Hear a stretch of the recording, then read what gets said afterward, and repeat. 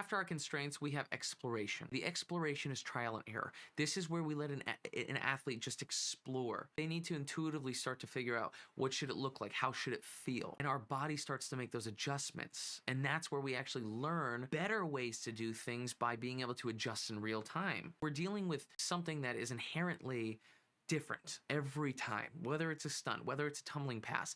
It's not always going to be the same exact down to a minute level of detail, right? There's always going to be something that's a little bit different, whether the weight shifts back, it stands a little faster, it goes forward, maybe sideways, one arm goes faster, we shift, we turn, whatever, right?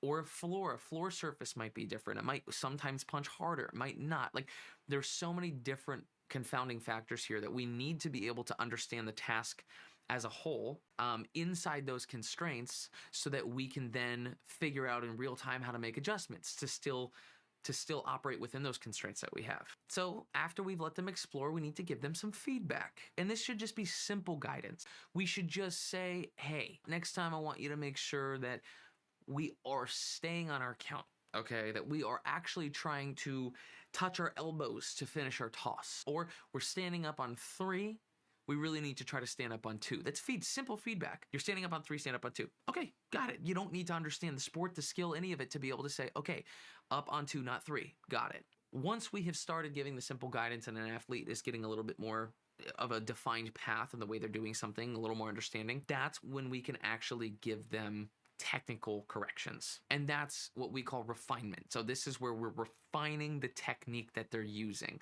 We've let them discover it by themselves, by giving them constraints so that they naturally, their body feels it, sees, and starts intuitively putting together the pieces of this puzzle.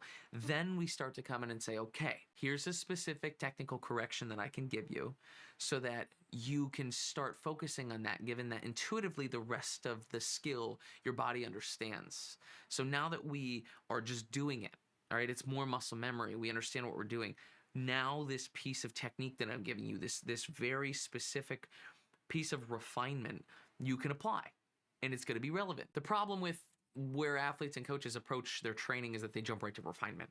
You know, tell me specifically what I need to do. It's like, okay, that's not where we're at. Like, we need a little bit more exploration first, okay? What you need right now is some simple guidance.